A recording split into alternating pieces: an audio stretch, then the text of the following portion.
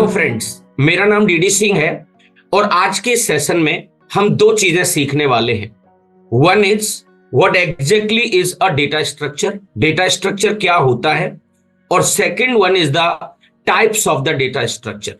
तो चलिए, अगर हमसे कोई ये कहे डेटा स्ट्रक्चर क्या होता है, तो बहुत ही सरल भाषा में आपको ये बताना है कि it is a way to organize the data. यह एक तरीका है एक डेटा को सिस्टमेटिक वे में रखना। इसका बेनिफिट क्या होगा? After organizing the data it becomes very easy to process it.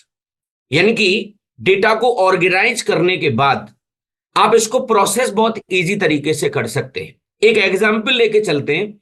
मान के चलिए आपके पास बहुत सारी बुक्स रखी हैं, बट प्रॉब्लम यह है कि वो बहुत डेटा अनऑर्गेनाइज्ड वे में रखा हुआ है।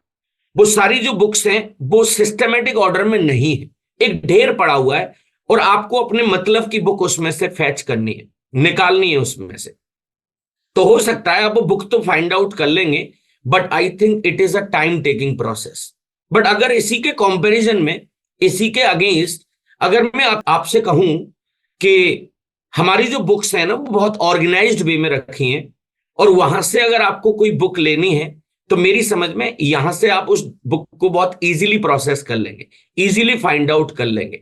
सो ये एक एडवांटेज है। तो आपने ये समझा, बिना डेटा स्ट्रक्चर का मतलब अनऑर्गेनाइज्ड, और डेटा स्ट्रक्चर के साथ अगर कोई चीज है तो वो चीजें क्या होती हैं? ऑर्गेनाइज्ड होती हैं। एक एग्जांपल और लेके चलते हैं। मान के चलिए आपको कोई ये असाइनमेंट दे कि आपको एक सैलेड तैयार करना है, सलाद बनाना है आपको, और आपको बहुत सारी फ्रूट्स वेजिटेबल्स आपको प्रोवाइड करा दी, बट वो बहुत अनऑर्गेनाइज्ड वे में है। और आपको असाइनमेंट जो दिया गया है वो थोड़ा सा ये कहा गया है कि आपको 2 खीरे चाहिए, 3 प्याज चाहिए, आपको 2 टमाटर आपको चाहिए, बट वो जो सामान जो रखा हुआ है, जो फ्रूट्स और वेजिटेबल्स आपके पास हैं, वो बहुत अनऑर्गेनाइज्ड वे में है। तो मेरी समझ में उसमें से उस डेटा को उतनी ही क्वांटिटी में फैच करना मेरी समझ में टफ होगा।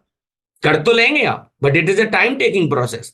बट अगर उसी के अगेंस्ट, अगर उसी डेटा को आप बहुत सिस्टमेटिक वे से आपके पास है, तो उसमें से उन चीजों को आप इजीली फाइंड आउट कर सकते हैं।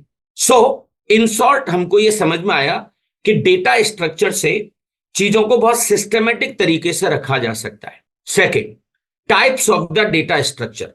डेटा स्ट्रक्चर को ब्रॉडली 2 कैटेगरी में कैटेगराइज किया गया है। One is like primitive data structure और second one is the non-primitive data structure। Primitive data structure क्या होता है? जिसको और फर्दर डिवाइड न किया जा सके।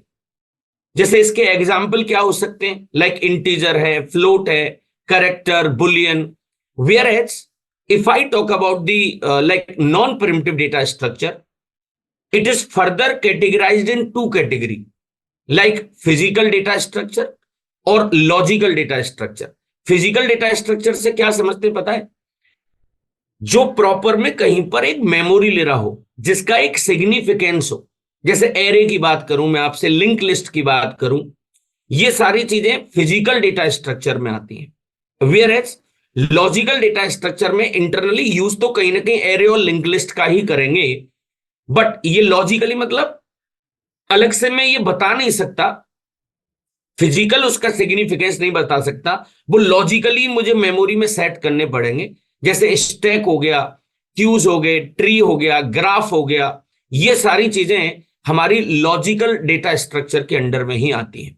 मैंने कई सारी बुक्स में नॉन प्रिमिटिव डेटा स्ट्रक्चर की 2 कैटेगरी और सुनी है। जो फिजिकल डेटा स्ट्रक्चर और लॉजिकल जो मैं बात कर रहा था, उसी की जगह पर आप लीनियर डेटा स्ट्रक्चर और non linear data structure word भी यूज कर सकते हैं।